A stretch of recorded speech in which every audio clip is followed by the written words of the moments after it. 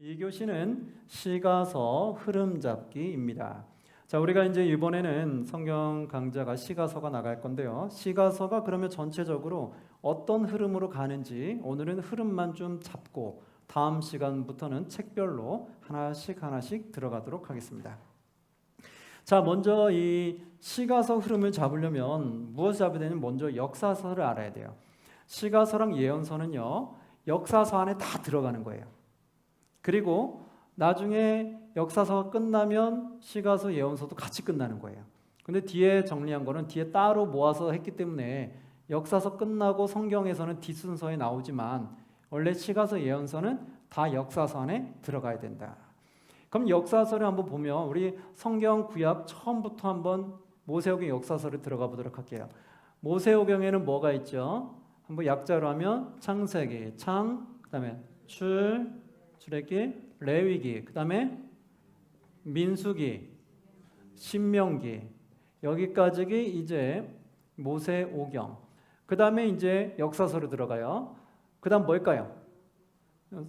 신명기, 여호수아, 그 다음에 사사기, 그 다음에 그렇죠, 룻기, 그리고 사무엘, 삼상, 삼하, 그리고요, 그렇죠, 열왕기 상, 열왕기 하, 그리고요,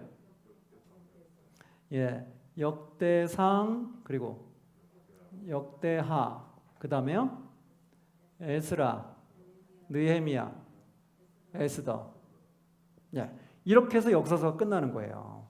그럼 이 역사서 안에 시가서와 예언서가 다 들어가는 거예요. 그러면 어느 시점에 시가서가 들어가는지를 오늘 잡아 드릴게요. 일단 여러분 보시면 대상하는요, 나중에 포로기 이후에 돌아와서 앞에 있는 내용을 다음 세대에게 다시 한번 앞에 역사서를 다시 설명해 준 거예요. 그래서 대상하는 어떤 내용으로 들어갔냐고 보면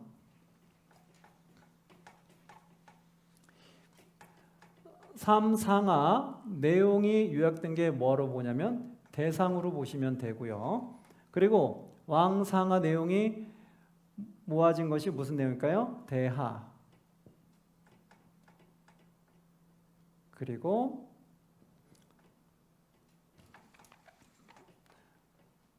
스느에, 이렇게 역사서가 갑니다. 생각하시면 돼요. 대상 대하는 삼상하 내용의 축소판이다 보시면 되고, 대하는 왕상하 내용의 축소판이다 라고 보시면 돼요. 이거 우리 역사서 공부했을 때 아마 다 배웠을 거예요. 오늘은 시가서니까 역사서는 간단하게 하고 시가서로 들어갈게요. 자, 그러면 시가서에는 어떤 내용이 있을까요? 시가서에는 욥기, 그리고 시편, 그리고 잠언, 그리고 전도서, 그 다음에 아가서. 이렇게 5권이 시가서입니다. 시가서에는 총 몇 권이 있다? 5권이 있다. 그럼 이 5권이 이 역사의 어디 쪽에 들어가느냐라는 걸 보셔야 되는 거예요. 자, 그러면 욥은 어디로 들어가냐면 욥은요, 보통 족장 시대로 보고 있어요. 족장 시대는 어디냐? 바로 창세기 때를 말해요. 그래서 이때 시가서에 욥기가 창세기 시대에 쓰여졌다라고 보고 있어요. 시편은 보통 언제 누구가 거의 썼을까요? 그렇죠, 다윗이 거의 썼죠. 저자들은 몇 명 더 있어요. 소수로 몇 명 더 있지만 대다수가 다 다윗 중심으로 쓰여졌어요. 그러면 다윗이 나오는 곳은 어딜까요? 사무엘상, 사무엘하, 왕상, 왕하. 여기서 보면 다윗이 나오는 곳은 어디 나올까요? 사무엘상, 사무엘하, 왕상, 어디 나올까요? 자, 1번, 2번, 3번, 4번. 다윗이 나오는 곳은 1번이다. 그럼 2번이다. 3번이다. 살짝만 올리시면 돼요. 네. 4번이다. 자, 그러면 1, 2번에 다 나온다. 거의 없으신데 1, 2, 3번에 나온다. 그래, 예, 한 번 있고 1, 2, 4번에 다 나온다. 1, 2, 3, 4에. 자, 그러면 다윗은 하나씩 다 했고, 그러면 3하 왕상에만 나온다. 예, 몇 번 있고요. 그 다음에 3하 왕상 왕하 세 군데 다 나온다. 없고, 다윗은 왕상에만 나온다. 그리고 다윗은 왕상 왕하에 나온다. 예, 감 다 잡으셨죠? 자, 그러면 보시면 우리 역사서 배운 분들은 이제 좀 감이 오실 거예요. 다윗은 어디에 나오냐? 다윗은 1번과 2번에 나옵니다. 예, 맞추신 분들은 기쁘시죠? 네. 자, 다윗은 1번, 2번에 다윗이 등장해요. 그러면 시편은 거의 언제 쓰여졌을까요? 그렇다면은 책으로 보면은 3, 4하 이때쯤에 쓰여졌다라고 보고 있어요. 그리고 나중에 보면 이제 3번의 왕상으로 가면 여기서는 솔로몬이 등장을 해요. 그런데 나중에 시편에 보면 솔로몬 내용도 조금 들어가요. 그래서 이때 중심으로 쓰여졌지만 그 뒤에 이제 몇 명의 저자의 시편이 더 포함됐다라고 보시면 돼요. 그럼 가장 큰 줄기는 어느 책 때 쓰여졌다, 어느 시기에? 3, 4하 시기에, 그때 시기에 거의 쓰여졌다라고 보시면 되겠어요. 시편이 쓰여진 시기를 잡으면 어느 시기라고요? 3, 4하다. 왕상 시기에는 아니에요. 그러나 뒤에서 저자 몇 명이 내용은 더 들어간다. 그 정도 참고하시면 되고. 자, 그 다음에 잠언. 잠언은 어디쯤에 보통 쓰여졌을까요? 잠언은 누가 기록했을까요? 솔로몬이 기록한 걸로 알려져 있죠. 그러면 잠언은 1, 2, 3, 4번 중에 어디 나올까요? 그렇죠. 3번에 나오죠. 그래서 왕상 때 무엇이 쓰여졌느냐? 이때가 잠언. 왕상 시기에 잠언이 쓰여졌다. 그 다음 전도서는 누가 쓴 걸로 알려져 있나요? 전도서도 솔로몬. 그러면 어느 시기예요? 왕상 시기다. 전도서도 여기 있네. 자, 그 다음에 전도서 잡았고 아가서도 누가 기록한 걸로 되어 있나요? 이것도 솔로몬이죠. 그럼 어느 시기예요? 예, 왕상 시기다. 열왕기상 시기.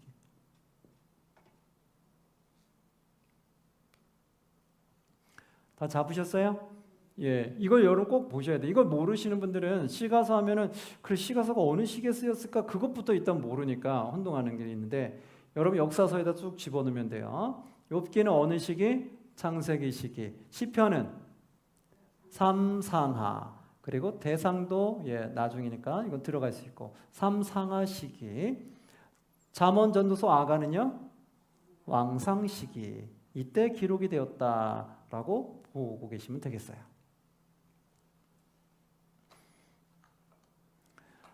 자, 다 잡으셨죠? 자, 그러면 이제 이 시가서 내용을 조금 하나씩 좀 잡아가 보도록 할게요.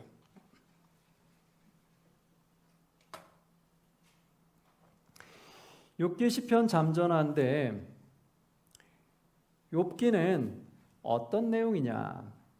욥기는 어떤 내용이냐면요.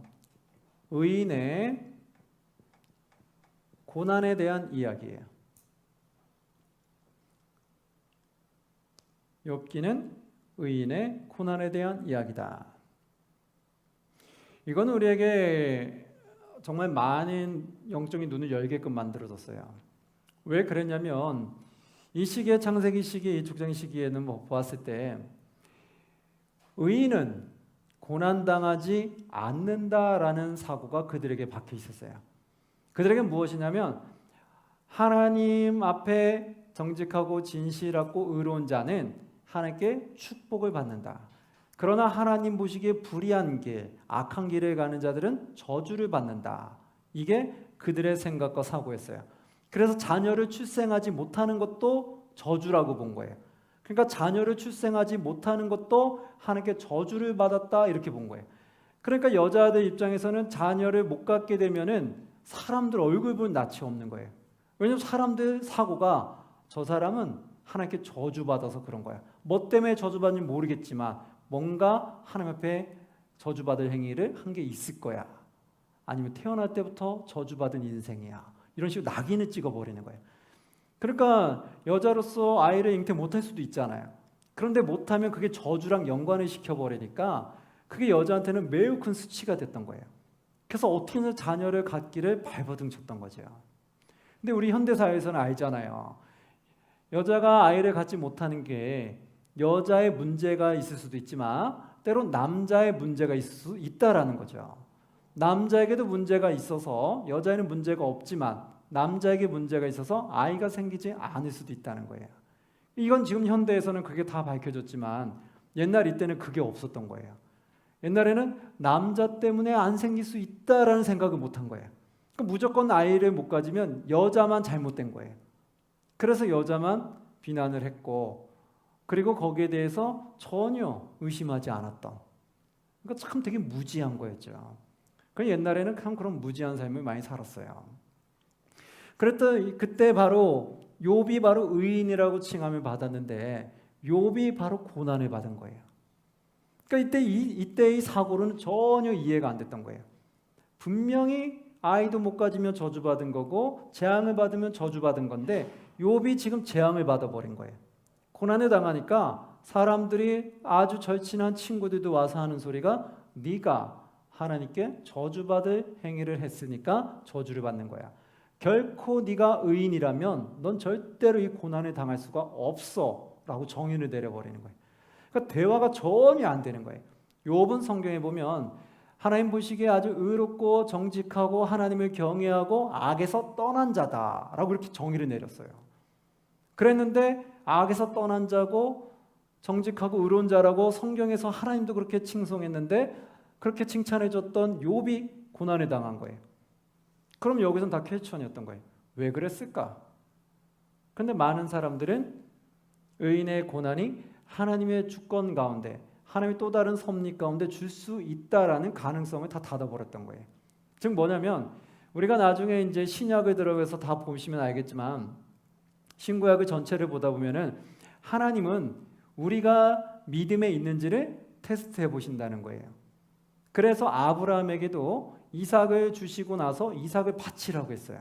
근데 이삭을 바치라고 한 것이 그게 정말 아브라함이 하나님께 저주받을 행위를 했기 때문에 하나밖에 없는 이삭을 바치라고 한 것이 아니라 아브라함이 정말 믿음이 있는지 하나님 말씀에 얼마나 순종하는지 하나님이 명령하셨을 때 불평하지 아니하고 얼마나 따르는지를 보기 위해서 주신 시험의 과정이었다는 거예요. 그런데 아브라함이 순종을 했어요. 만약에 우리가 거기서 불평을 한다고 해보세요. 하나님 어떻게 그럴 수 있습니까? 내 100세에 얻은 아들을 왜 다시 데려가려고 합니까? 그럼 주지 마시던지요. 왜 주고 빼앗아 갑니까? 누구 장난합니까? 누구 가지고 놉니까? 조롱하는 겁니까? 하나님 어떻게 그럴 수 있습니까? 충분히 원망할 수 있죠. 우리가 여러분 어려운 일이 오면은 많은 사람들이 거기서 많이 쓰러지는 경우 많이 본다고요. 나한테 어려운 일이 오면 하나님 왜 나한테 이런 어려움을 줍니까? 왜 하필 접니까? 그러면서 하나님이 원망스러우니까 저 이제 하나님 위해서 봉사 안 할래요. 저 이제 교사도 내려놓고 구역장도 내려놓고 그리고 교회에서 맡은 봉사직도 내려놓고 성가대도 내려놓고 저 다 안 할 거예요. 청소할 때도 이제 앞으로 안 갈 거예요. 이렇게 되는 거예요. 왜? 나한테 오는 그 고난이 하나님이 내가 믿음에 있는지 시험하신다는 생각을 못하니까 그러니까 거기서 나의 믿음 약함이 다 드러나 버리는 거예요. 그러니까 하나님이 축복을 더해주고 싶어도 줄 수가 없는 거예요. 바로 이것을 하나님 보시기 위해서도 고난을 줄 수 있다라는 거예요. 그런데 이거를 몰랐다라는 거죠. 그런데 우리 욥을 통해서 욥기를 통해서 그걸 정확히 깨닫게 된 거예요. 마지막 끝을 보니까 하나님이 의인이라고 칭하는 자도 고난을 줄 수 있구나. 근데 이 고난은 꼭 우리가 재앙받을 짓을 했기 때문에 악한 짓을 했기 때문에 받는 것이 아니라 하나님 앞에 의로운 길을 가더라도 하나님이 정말 내가 믿음 앞에 서 있는지 어떠한 상황 속에서도 하나님 원망하지 아니하고 하나님 말씀에 순종할 수 있는지를 보기 위해서 주시는 과정 중에 하나일 수도 있다라는 걸 욥을 통해 깨닫게 된 거예요. 그래서 욥을 통해서 우리의 사고가 많이 바뀐 거예요. 아, 욥처럼 저런 사람도 받을 수 있구나. 그런데 그건 하나님이 정말 욥을 미워해서가 아니라 정말 욥이 믿음 안에 탄탄히 있는지를 보시기 위해서, 그리고 더 많은 축복을 주시기 위해서 테스트한 거라는 걸 알게 됐죠. 근데 그 테스트가 참 잔인했잖아요. 그래서 우린 그걸 보면서 좀 감사함을 느낄 수 있어요. 뭐냐면, 야, 나한테는 저 정도의 하나님이 과한 테스트를 하지 않아서 다행이다, 이런 생각이 들잖아요. 설마 우리 자녀 다 데려갔다고 해보세요. 여러분, 자녀 다 데려간 상태에서 하나님께 찬양할 사람이 몇 명 될까요? 많지 않을 거예요. 그래서 우리는 그만큼 욥만큼 그만큼 큰 시련을 주지 않아서 감사하다라는 생각을 갖게 되죠. 그래서 여기서 이제 알았던 거는, 하나님 신앙생활을 잘해도 우리는 시련을 당할 수 있다. 여러분 잘 기억하셔야 돼요. 여러분 신앙생활 열심히 했어요. 이렇게 성경 공부도 열심히 하고 있어요. 근데 여러분한테 갑자기 무슨 재난이 닥쳤어요. 어려운 시련이 닥쳤어요. 그럼 어떻게 돼요? 하나님 어떻게 내가 힘들게 시간 빼면서 성경 공부까지 했는데 저한테 이런 어려움 줍니까? 저 이제 성경 공부 안 합니다. 중간 탈락할 겁니다. 이렇게 하고 그냥 그만둬야 될까요? 아니죠. 어떻게 돼요? 하나님이 내가 믿음에 있는지를 보시는구나. 그럼 내가 하나님 붙잡고 하나님 능력으로 한번 이겨내보겠다. 그 마음으로 더 하나님 붙잡고 하나님 도와달라고 기도하셔야 돼요. 하나님 도와주셔서 이 어려움을 잘 이겨낼 수 있게 달라고. 저는 절대로 하나님이 떠나지 않겠습니다. 그래서 나에게 맡겨진 거 더 열심히 하려고 노력하고, 성경 공부하는 거 끝까지 완주하려고 노력하고, 그렇게 하나님께 뭔가 매달리면서 그걸 통과하게 되면 욥처럼 2배 이상의 축복을 받을 날이 온다라는 거예요. 그래서 여러분, 그걸 통과할 수 있는 시간이 필요해요. 그걸 우리한테 인내라고 하죠.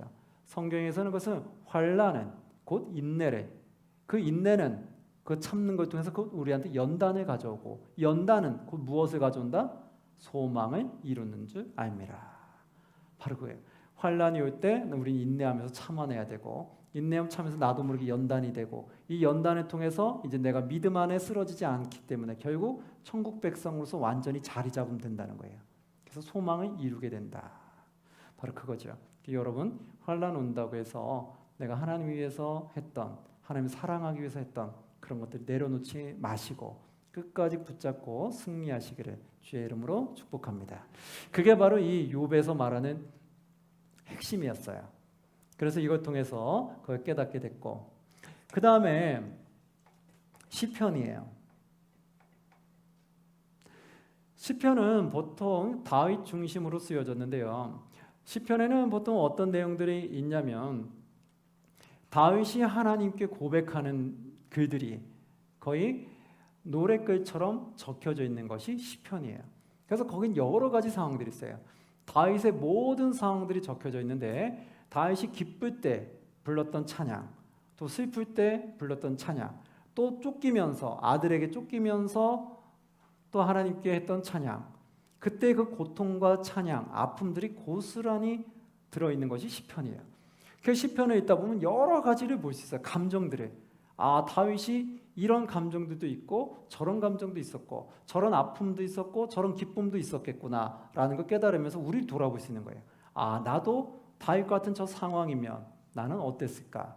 나도 다윗처럼 저런 고백을 할 수 있었을까? 저런 찬양을 할 수 있었을까? 저 어려움 가운데 하나님을 더 붙잡는 저 믿음이 있었을까? 나를 돌아보게 되는 거죠. 그 시편을 쭉 보면서는 우리의 삶을 돌아보면서 도전을 받는 거예요. 그러면서 다윗의 아픔도 또 한번 빠져들어가 보는 거예요. 다윗도 참 아프고 고통스럽겠구나. 다윗도 이런 어려운 일이 있었겠구나. 다윗이라고 해서 다 편한 것만은 아니었구나. 볼 수 있죠. 바로 그런 것들을 이제 대표적으로 볼 수 있는 게 시편이에요. 이 시편에는 여러 가지의 감정들이 다 속해져 있다. 그걸 보시면 되겠고요. 이제 잠언서는요.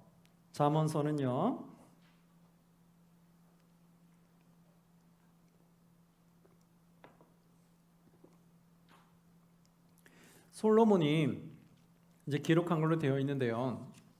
잠언서의 핵심은 무엇이었을까요? 잠언서의 핵심은 솔로몬이 잠언을 통해서 그렇게 하고 싶었던 건 무엇이냐면 여호와를 경외하는 것이 그것이 뭐의 근본이라는 걸 말하고 싶었을까요? 그렇죠. 지혜의 근본이다. 또는 지식의 근본이다. 두 개 다 쓰였죠. 이 말을 하고 싶었던 거예요. 이게 잠언의 핵심이에요. 우리는 살아가면서 무엇이 가장 중요할까요? 우리가 한번 그 전에 솔로몬 이야기를 하면서 이야기 나눈 적이 있었어요. 하나님이 우리에게 만일 꿈에 나타나서 아무개야, 내가 너에게 네가 원하는 거 다 들어주고 싶은데 무엇을 원하니? 라고 혹시 묻는다면 무엇을 구해야 될까요? 예, 우리가 무엇을 줄까 했더니만 빌딩이요 이러면 안 됩니다. 아니면 저에게 뭐 수십억 원의 돈이요. 아니면 저는 또 다른 뭔가 내가 다른 걸 원했던 거 그거를 탁 구하시면 안 돼요. 그거는요 세상에 잠시 있다가 다 사라질 수 있는 거예요. 가장 정말 중요한 건 뭘까요? 지혜라는 거예요. 왜냐면요 지혜는요 없던 것도 만들어내요. 지혜가 있는 사람은요 무에서 유를 창조해내요. 그런데 지혜롭지 못하고 어리석은 사람은요 유에서 무로 가는 경우가 많아요. 많은 걸 줬어도 다 잃어버려요. 그래서 지혜가 없는 자녀를 두면 그 부모님이 매우 힘들어져요. 왜 그럴까요? 부모가 모아놓은 돈을 자녀가 무언가 해보겠다고 막 줬는데 나중에 줬는데 그대로 어떻게 해요? 다 없애는 은사가 있어가지고 다 날려버리는 거예요. 그럼 부모가 갖고 있는 모든 돈, 힘들게 모아놓은 돈은 그 자녀가 다 소멸시켜버리는 거예요. 그 나중에는 둘 다 힘들어지는 거예요. 자녀의 삶도 힘들고 부모의 삶도 힘들어지는 거예요. 그래서 그것 때문에 부모와 자녀 간의 관계가 깨지기도 하고 그것 때문에 소송이 붙기도 하고 그래요. 그 돈 문제 때문에 온 집안이 다 깨지게 되죠. 그게 왜 그럴까요? 바로 그런 거예요. 지혜가 없으면 그런 거예요. 지혜가 없으니까 아무리 많은 물질을 갖다 줘도 못하는 거예요. 근데 어떤 사람은요 자수성 가는 사람들 있잖아요. 누가 막 크게 안 밀어줬는데 본인이 열심히 그 직장에 가서 열심히 일을 했어. 거기서 인정을 받았어. 그래서 그걸 가지고 돈을 조금씩 모으고 뭔가 확장하고 사람들의 인력을 모았어. 그리고 나서 조그마한 걸 뭔가 삽시 이뤘어. 근데 그것을 정말 이렇게 알짜배기로 잘하는 거예요. 그래서 그걸 가지고 계속해서 키워나가는 거예요. 그 나중에는 그것을 대기업으로 키워내는 사람도 있다라는 거예요. 누가 이렇게 딱 대줘서 한 게 아니라 자기가 처음부터 바닥부터 시작을 해서 읽어낸 거예요. 그러니까 이런 사람들 뭘까요? 지혜가 있는 거예요. 지혜가 있는 사람은 없는 가운데서 유를 창조해내요. 그래서 우리가 지혜만 있다면요 이 땅에 살아가는 것이 겁이 없는 거예요. 무엇을 해도 다 잘할 수 있는 거예요. 그럼 얼마나 좋아요, 그렇죠? 우리 자녀들이 무엇을 해도 다 잘 돼봐요. 얼마나 좋겠어요. 그러니까 자녀한테 빌딩 하나 사주는 것보다는 지혜를 주는 게 제일 좋은 거예요. 그 지혜만 선물로 줄 수 있다면 그 자녀에는 무엇을 맡겨도 다 잘할 아이예요. 그러면 그것이 매우 기쁘죠. 그래서 우리도 하나님이 만일 꿈에 나타나서 무엇을 줄고 하면 제일 먼저 무엇을 구해야 돼요? 지혜를 먼저 구하시기 바랍니다. 하나님, 제가 맡고 있는 거, 제가 하고자 하는 거, 그 모든 일을 잘 감당해낼 수 있는 지혜와 능력을 허락해 주옵소서 기도하시면 돼요. 그럼 그 다음부터 내가 하는 일들이 술술술 풀릴 거예요. 그리고 사람과 만났을 때 지혜가 있으면 그 사람과 대화도 잘 되게끔 만드실 거예요. 그 일이 성사가 잘 된다고요. 그 지혜로운 사람들은요 거래처를 잘 뚫어요. 왜 그럴까요? 거래처를 뚫는 방법을 알고 있는 거예요.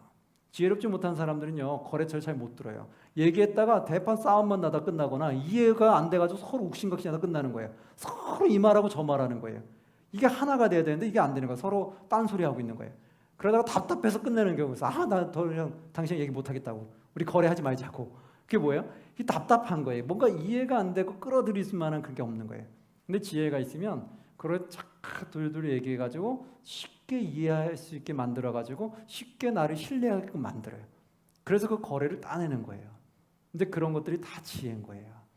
그런데 이 지혜가 결국 어디로부터 나오느냐를 솔로몬이 깨달은 거예요. 그게 어디로부터 나올까요? 여호와를 경외하는 것. 이게 지혜의 근본이라는 거예요. 우리 지혜로운 건 결국 여호와를 경외하는 거다. 왜 그럴까요? 그 지혜는 누가 주시는 거기 때문에. 그렇죠. 하나님이 주시는 거기 때문에. 그걸 솔로몬이 찾아낸 거예요.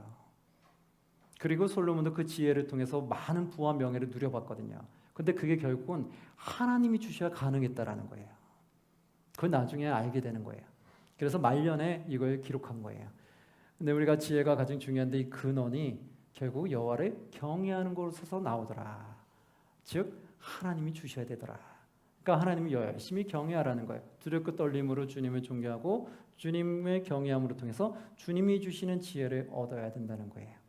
그게 바로 여호와로부터 나타난다. 그 자문을 통해 말하고 싶은 거예요. 그게 핵심이고요. 그 다음에 이제 전도서를 보시면 전도서는 무엇이 핵심일까요?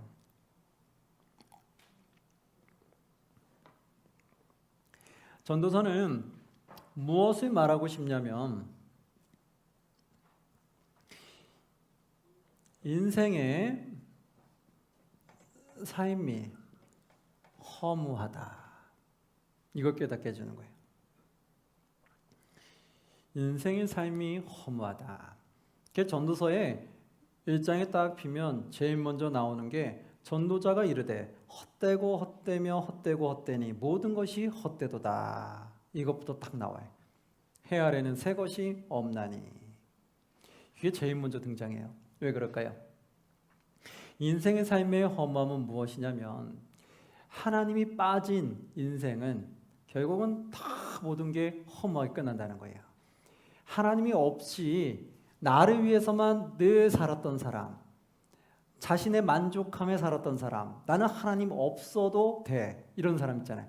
나는 하나님 안 믿어, 신은 없어, 난 나야, 이런 사람도 있어요. 근데 여러분, 신이 없으면 이 우주 만물이 창조가 됐을까요? 이 우주 만물을 인간이 만들 수 있을까요? 절대 못 만들죠. 이 우주계를 인간이 어떻게 만들어요? 인간이 무슨 능력으로? 그런데 전혀 인정을 안 하는 거예요. 신은 없어. 오직 난 나야. 그럼 본인은 어떻게 생겨났나요? 본인은 뭐 뿅하고 생겨났나요? 그것도 아니잖아요. 그러면 초인간도 아닌데 초능력자도 아니면서 그런 쓸데없는 말을 한다는 거지요. 그게 다 허무한 거예요. 그래서 그 신을 받아들이지 아니하고 하나님을 찾지 아니하고 자신의 하나님 없는 삶은 다 허무하게 끝난다는 거예요. 자기 잘난 줄 알고 열심히 살았지만 결국 끝은 하나님의 주권하에 끝나게 되는 거 아는 거예요. 그러니까 모든 건 하나님 심판대에 있는 거예요. 그러니까 그 하나님을 알지 못하고 받아들이지 못한 상태에서 죽음을 맞이했을 때는 그 죽음이 매우 허무해 버리는 거예요. 다 헛된 거예요. 그냥 이 땅에 잠시 왔다가 주변에 아무도 모르게끔 그냥 나 혼자만 조금 몇 명들이 알고 지내다 거기서 끝나는 그 인생. 근데 인생의 끝이 거기서만 끝이 아니라는 거예요. 결국 멸망으로, 영원한 멸망으로 간다는 거예요. 그 영원한 멸망을 사는 그 인생이 결국 하나님 앞에 복된 게 아니라는 거죠. 매우 허무하다는 거예요. 그러니까 하나님을 모르고 산 사람들의 모든 끝은 다 허무함으로 가는 거예요. 그래서 여기서 모든 것이 하나님이 없는 삶은 헛되다. 그러면 여기서 정말 가치 있는 삶은 무엇이 할까요? 누구를 나의 주인으로 모시고 사는 게 가장 가치 있는 삶일까요? 하나님을 나의 주인으로 모시고 사는 삶이 가장 가치 있는 삶이라는 거예요. 그걸 말해줘요. 그래서 하나님이 나와 함께 할 때가 가장 행복하고 하나님을 나와 함께 할 때 나의 마지막 끝도 영광으로 끝나는 거예요. 천국에서 영원한 낙업 가운데 끝나게 되는 거죠. 그것이 인생에 있어서 가장 귀한 거다. 그래서 너희는 어떡하냐? 젊을 때 세상을 쫓지 말고 창조주를 쫓아가라. 이것이 전도서의 마지막 글이었어요. 너희는 젊을 때 세상을 쫓지 말고 하나님을 쫓아가라. 그게 결론이에요. 그게 전도서에 나타난 거예요. 이런 거 많잖아, 그죠? 세상에 많은 청년들, 많은 세상 사람들, 허무한 인생 사는 사람 너무 많잖아, 그죠? 근데 그게 자기는 전부인 줄 알아요. 근데 아니잖아요. 끝은 기다리고 있잖아요. 육신은 점과 같고 육신의 삶이 끝나면 제2의 인생이 있어요. 우리 영원히 살아갈 인생이 있다고요. 그 인생이 멸망으로 가면 다 헛된 거예요. 근데 그게 하나님이 계신 곳, 천국으로 하면 가장 복된 거죠. 그걸 깨닫게 해주는 거고, 이 아가서, 마지막 이 아가서는 어떤 내용이냐? 아가서는 어떤 내용이냐면요, 솔로몬과 술람이라는 한 여인을 통해서, 솔로몬과 한 여인의 그 관계를 통해서 무엇을 비유를 하냐면 하나님과 하나님 백성과의 관계를 나타내고 있어요. 그래서 솔로몬이 술람이라는 한 여인을 매우 사랑하게 돼요. 그런데 그 여인은 보잘것없는 사람이었어요. 막 부가 있고 명예가 있고 뭐 권력이 있고 집안이 빵빵하고 이런 사람이 아니었어요. 정말 보잘것없는 사람인데 솔로몬은 되게 위대하잖아요. 그 나라의 가장 높은 지도자, 가장 높은 왕이잖아요. 근데 가장 많은 것을 가진 왕이 가장 보잘것없는 술람미라는 여인을 사랑하게 돼요. 그러면서 술람미라는 여인이 갑자기 신분이 확 상승하게 돼요. 그러면서 자기의 자존감이 확 살아나요. 그전에는 자기가 별로 자랑할 것도 없었고 나타낼 것도 없었는데 솔로몬 왕이 자신을 사랑하는 걸 알게 되면서 자존감이 확 살아나는 거예요. 그 모든 게 기쁜 거예요. 솔로몬 왕한테 사랑받는다는 그 자체가 모든 세상을 다 얻은 것 같은 거예요. 그러면서 술람미 여인이 삶이 완전히 바뀌게 돼요. 이걸 통해 나타내는 건 뭘까요? 하나님과 우리 인간과의 관계인데 하나님은 아주 위대한 분이잖아요. 전지전능한 분이 보았을 때 우리는 아주 미개한 사람이에요.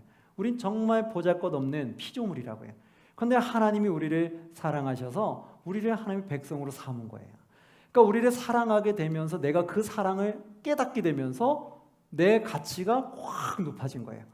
야, 내가 하나님을 알기 전에는 그냥 보잘것없는 이 땅에서 그냥 죽으면 아무것도 없는 그냥 영원한 멸망으로 끝나는 인생이었는데 이 보잘것없는 나를 사랑하셔서 나를 구원해 주셔서 내가 천국 백성 됐으니 내가 하나님으로부터 전쟁 하나님부터 사랑을 받게 됐으니 내가 얼마나 기쁘랴. 그래서 그전엔 보잘것없는 나의 인생이 하나님의 사랑을 받으면서 내가 이 세상을 살아가는데 다시 자신감이 살아나는 거예요. 그래, 나는 하나님을 사랑하는 사람이야. 하나님 나를 선택한 사람이야. 하나님이 나를 통한 계획이 있어. 나도 하나님께 쓰임받는 사람이야. 나도 하나님께 사랑받는 사람이야. 그걸 내가 느끼면서 하나님을 알기 전에 그 삶에서 하나님을 알고 난 이후의 삶이 확 달라지는 거예요. 그래서 자존감도 보잘것없는 내가 하나님이 날 사랑하기 때문에 나는 무엇이든지 할 수 있어. 하나님 나를 도와주실 거야. 라는 그것 믿음 때문에 내가 살아나기 시작하는 거예요. 힘을 받기 시작하고 정말로 솔로몬이 그 여인을 사랑해서 도와주듯이 하나님이 우리 사랑해서 또 도와주시는 거예요. 그러니까 그 도움을 받으면서 계속해서 더 우리는 강해지는 거예요. 그러면서 더 자신감도 커지고 그래서 이 세상을 점점 담대하게 살아간다는 거예요. 그게 바로 하나님과 우리의 관계를 아가서를 통해서 나타내 준 거예요. 그래서 아가서는 하나의 사랑의 이야기라고 말해요. 근데 그것은 하나님과 우리의 사랑을 그렇게 표현했다라는 거죠. 자, 여기까지 바로 이제 시가서의 전체 흐름과 내용입니다. 시가서가 언제 정도에 쓰여졌는지와 시가서에서 말하는 핵심 흐름들을 쭉 잡아봤어요. 이제 다음 시간부터는 이제 욥기부터 책별로 하나씩 어떤 내용이 있는지를 살펴보도록 하겠습니다. 자, 그러면 오늘 이 교시는 여기까지 하고 마치도록 하겠습니다. 여러분, 네, 수고하셨습니다. 우리 박수로 한번 마치도록 할게요. 네.